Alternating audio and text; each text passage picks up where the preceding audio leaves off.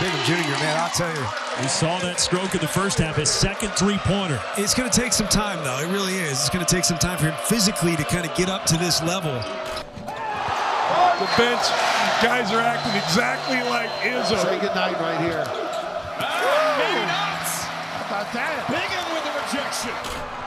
Finish. How about that for a cleanup job?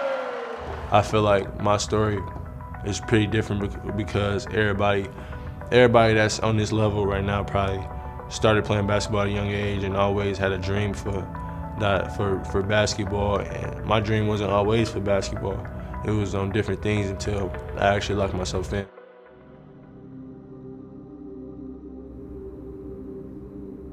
Growing up was kind of crazy just because I was living with my mom, but I'm always at my grandma's house. We didn't have a lot. I mean, it was kind of hard. I grew up pretty fast, and like seeing a lot of stuff that I seen from where I'm from, and like just seeing like a lot of different things, from bad things to good things happen. Like I really like took a toll on that. I was a bad kid. Like middle school, probably got suspended. Probably like a lot. I can't even count on my hand, but it was a lot. Like I was just putting my mom through a lot. There were a lot of things that Marcus had to deal with, you know, because of his behavior, considered a distraction. I mean, when you have your teachers and counselors, faculty telling you these types of things as an adolescent, I think that did not really make him want to change. You know, he's like, okay, well, this is what you think of me, then I'm just gonna roll with it. And he did. It ended up with a couple of bad consequences. We went through a lot.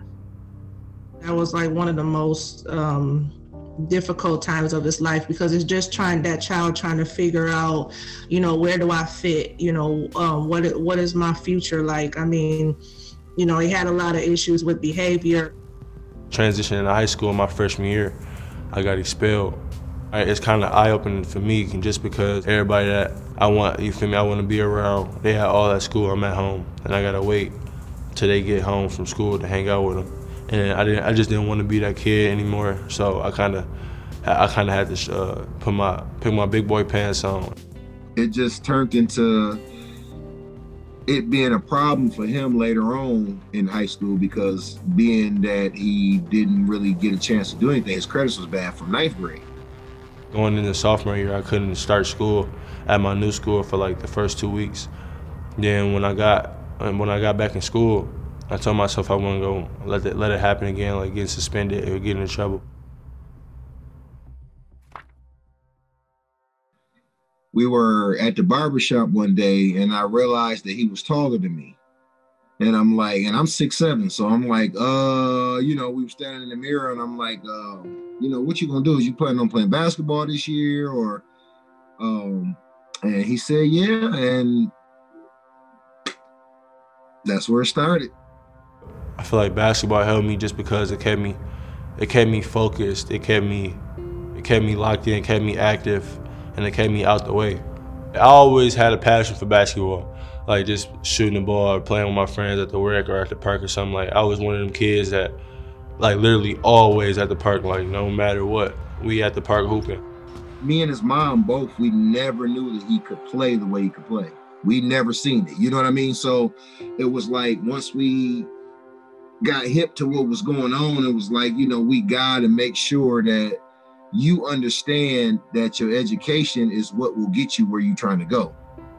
And I remember this day like it was yesterday. I'm a sophomore on varsity. No, I'm not worried about anything. My dad comes in one day. We met with the principal, seen my grades. Grades was the worst they ever been. And after he came out that meeting with the principal, it was just like, oh yeah, it's finna change. Towards the end of the season, I found out that he had a 1.3 grade point average, but was still on the team. And I didn't understand that at all. So I kind of, you know, looked a little further into it, talked to the coach. We just kind of felt that it was time for us to, you know, look at other schools to find out, you know, academically what would be the best fit for him. Getting into Catholic, they were reluctant. We had to sit down with all head faculty, and they made it very clear, you know, like, hey, We looked into your background, buddy, and it's not up to par. Why do you want to be here? You gotta change your act. You come here. I didn't even get accepted. I didn't get accepted the first time. Then I had to do another meeting.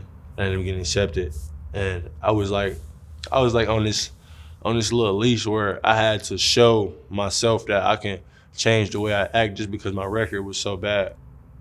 It was kind of like a verbal contract. Okay, we're going to monitor your behavior. We're going to be on you. We're going to give you the tools and knowledge that you need to be successful. But on your end, we're going to make sure that you hold up your end of the bargain. Not going to tolerate the bad behavior. Not going to tolerate, you're not doing your homework assignments or getting your work in on time. So they held him accountable throughout the entire process.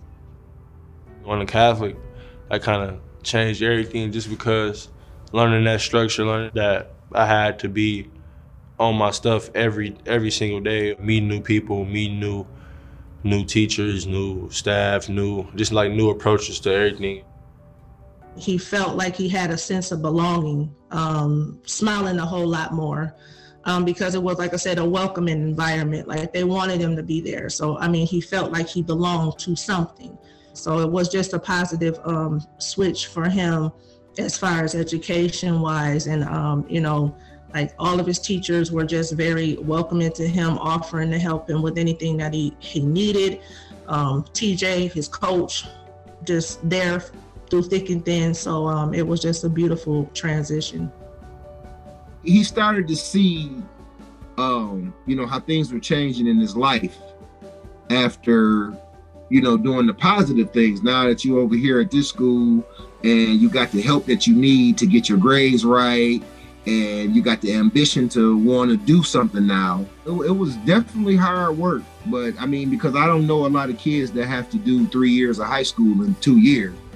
I wasn't gonna be nothing. Like that's all I was hearing, and just to change the way I act, and change the way I approach things. I know what I can do, and I know what I'm capable of.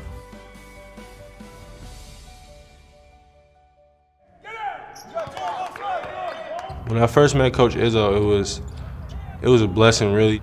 And I came up here and for the first time. Never been on the campus before. I was so excited the whole day. Well, I think I worked out with Miles and Kenny.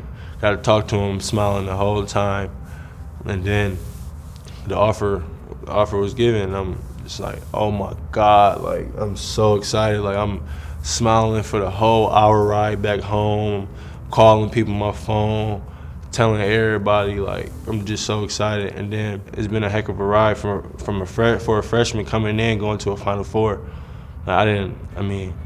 Just watching the atmosphere was crazy because I never seen anything like that. Having Coach Iz as a coach, it's just like, he wants the best out of all his players.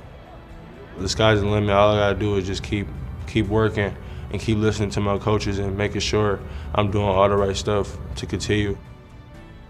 I know that he can do anything that he sets his mind to. I always knew that he had the potential to be a good person and make the right decisions, and because, that's just how you were raised. But it's just been a change that I've been waiting for years, and it's finally manifested itself. But I've always told him that he can be anything that he wants to be. I will not trade it for nothing in the world. It's a beautiful thing. After knowing, where he come from and the things that he was doing before high school, and then now for all these people to be calling action about him, like that was the most beautiful thing in the world. It don't matter what circumstance you in, even if you don't got the right people or the right surrounding around you, you always, like, you yourself, you can push yourself through anything.